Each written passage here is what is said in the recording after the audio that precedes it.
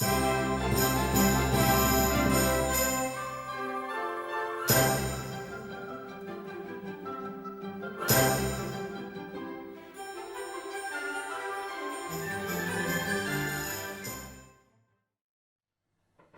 Maria, and welcome to episode 16 of Marian Shrines of the World, Our Lady of Good Success. Mariana Francesca Torres was born in Spain in 1563.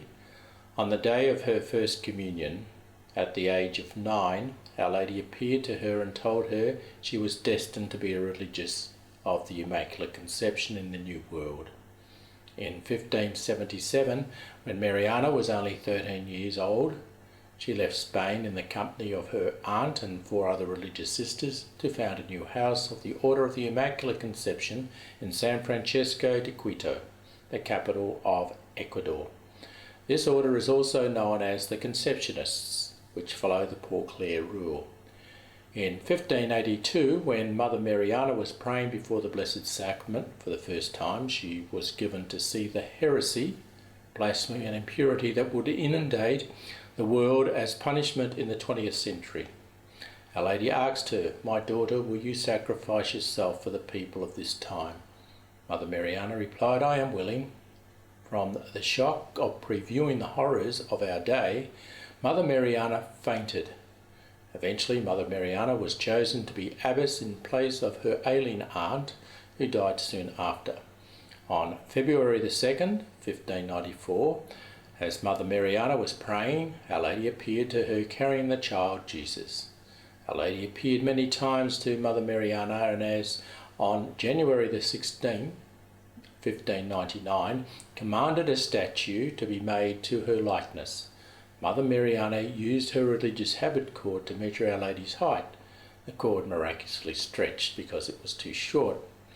Our Lady promised the sisters, when tribulations of spirit and sufferings of the body oppress them and they seem to be drowning in their bottomless sea, let them gaze at my holy image, and I will always be there ready to listen to their cries and soothe their pain.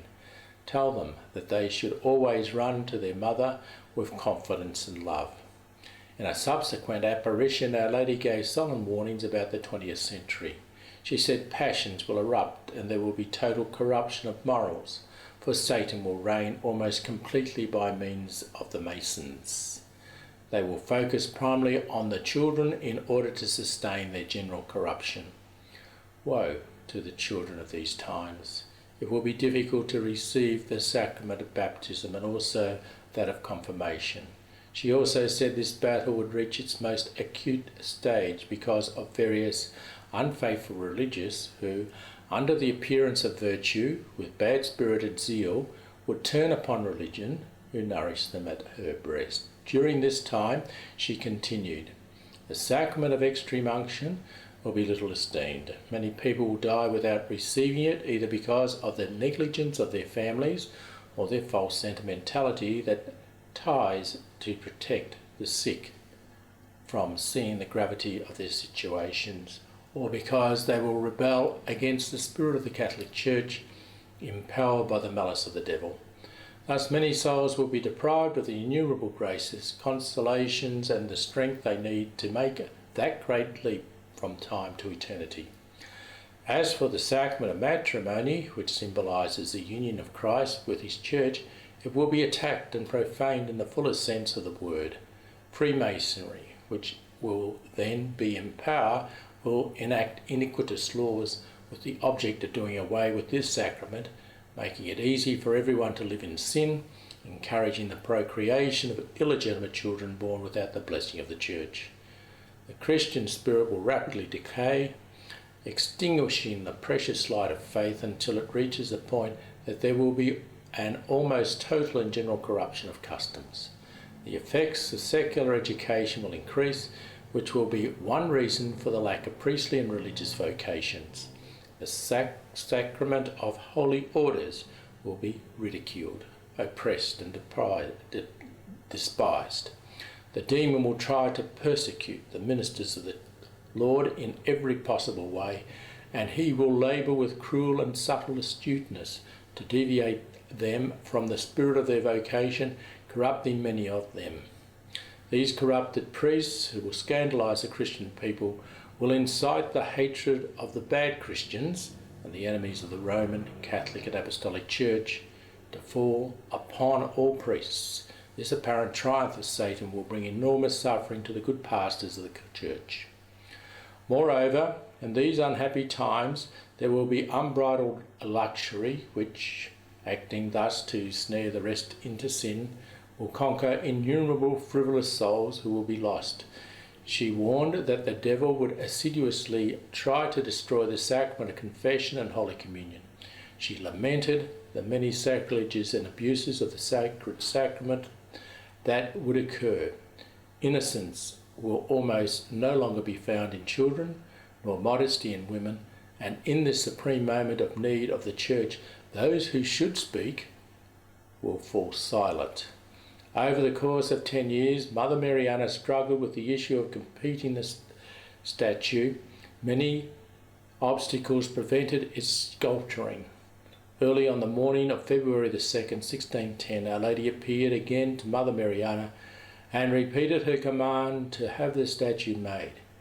Then she added, "Tell the bishop that this is my will and the will of my most holy Son, that your name be hidden at all costs, for it is not fitting for anyone at the present time to know the details or origins of how this statue came to be made.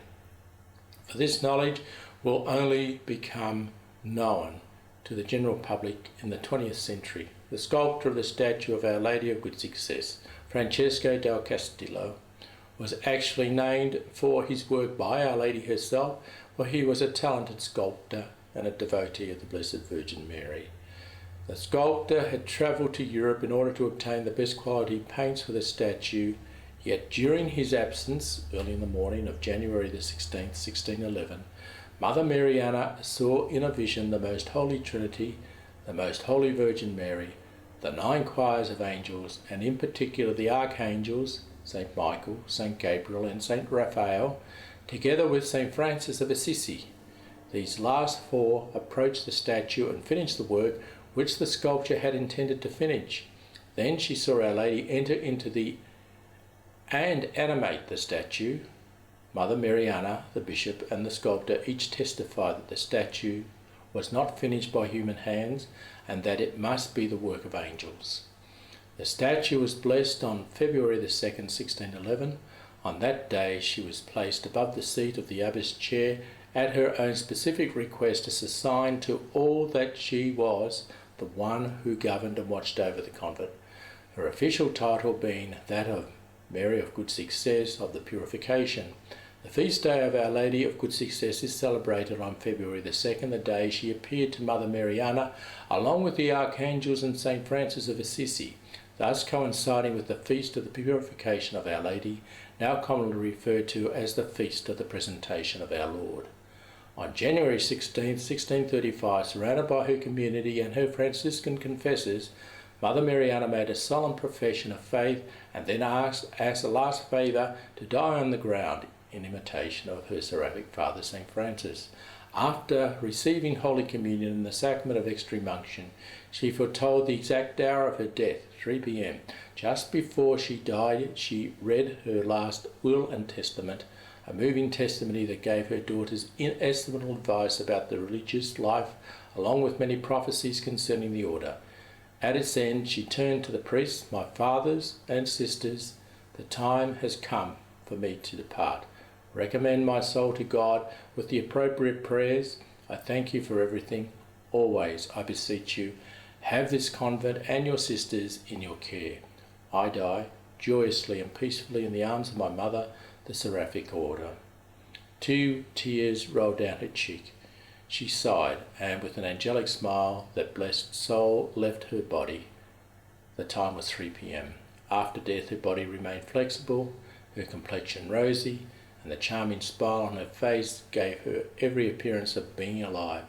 During the wake, the sight of a blind girl was restored when a flower from the crown that encircled Mother Mariana's head was touched to her eyes.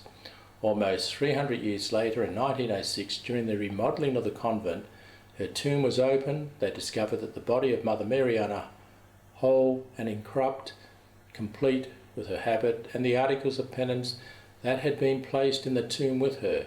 The bodies of the 5 other founding mothers were also found incorrupt and are now enshrined in the convent.